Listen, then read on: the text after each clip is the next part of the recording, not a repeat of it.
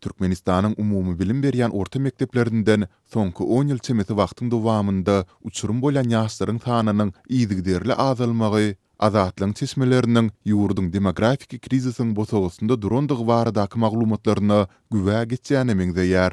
Türkmenistanyň Kronikasy nesiri 2009-njy ýyldan bäri uçurum bolan ýaşlaryň sany baradaky resmi maglumatlary toplap, soňky 12 ýylda mektebe tamamlanan ýaşlaryň sanynyň 30% azalandygyna ünsü çekdi. Maglumata görä 2009-njy ýylda 115.000 uçurum hasaby alynan bolsa, 2021-nji ýylda ýurduň 1875 umumy bilim berýän orta mektebini 82.000 ýaş tamamlapdyr. Iki döwrüň arasyndaky tapawut 33.000 adama deň. Bu sanlar azatlyň ygtybarly çeşmeleriniň soňky 10 ýyldan gowrak wagtyň dowamında 1,8 million töweregi Türkmenistanynyň ýurtdan göçüp gidendigi, şeýle-de ýurduň häzirki ilatynyň 2,7-2,8 million töwereklerinde digi baradaky maglumatlaryny söklelendirýäne meňzeýär. 2007-nji ýyldan bäri ilatynyň sany barada resmi maglumatlary çap etmeýän Türkmenistanyň hökümeti azatlykda çykan bu maglumatlara reaksiýa bildirmedi.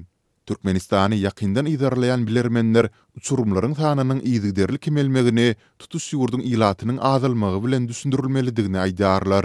Merkezi Aýza boýunça ekspert Bruce Panier Türkmenistanyň öz çağında ýokdugyny aýdan koronawirusyň hem köp adamyň ölmegine sebäp bolandygyny, emma raýatlanyň aglabatynyň ýurtdaky diktatorlyk rejimi we gün saýyn yaramazlaşan ykdysady krizis sebäpli watanyny terk etmäge mejbur bolýandygyny belledi. Mektep uçurumlarynyň 12 ýylyň dowamyna 30% azalmagynyň ýönekeje sebäbi bu ýurtda has adamyň galmagy bilen baglanyşyklydyr. Diýip Panier 26-njy maýda azatlyga gurrun berdi. Şeýle-de bu sanlaryň ýurduň 100% bolup duran demografik krizisinden habar berýändigini belledi. Türkmenistanyň raýatlarynyň daşary ýurtlara gitmeginiň esasy sebäpleriniň arasynda synçylar ilatyň maddi ýagdaýynyň gitdigiçe agyrlaşandygyny belleýärler. Agyr işsizligiň arasynda ýurtda ministrlikler, döwlet edaralary ýapylýar, iş orunlary azaldylýar, hususy biznes üçin mümkinçilikler çäklendirilýär. Munyň bilen bir wagtda da häkimetler ilaty gözegçiligini güýçlendirip, raýatlaryň ýurdun daşyna çykmagynyň öňünde päsgelçilikler döredýärler. Şol sanda pandemiýa sebäpli çäklendirilen halkary uçur gatnawlarynyň aglabatyny ýola goýmaýarlar.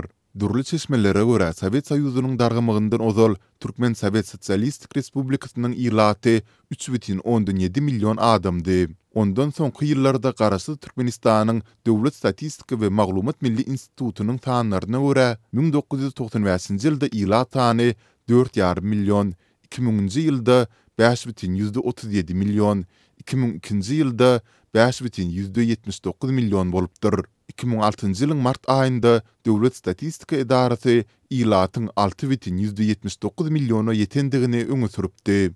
Bellemeli ýeri bilermenler we halkary gurulmalary Türkmen hökümetiniň hudurlayan käbir statistika maglumatlarynyň tahkikligyny soraga alýarlar.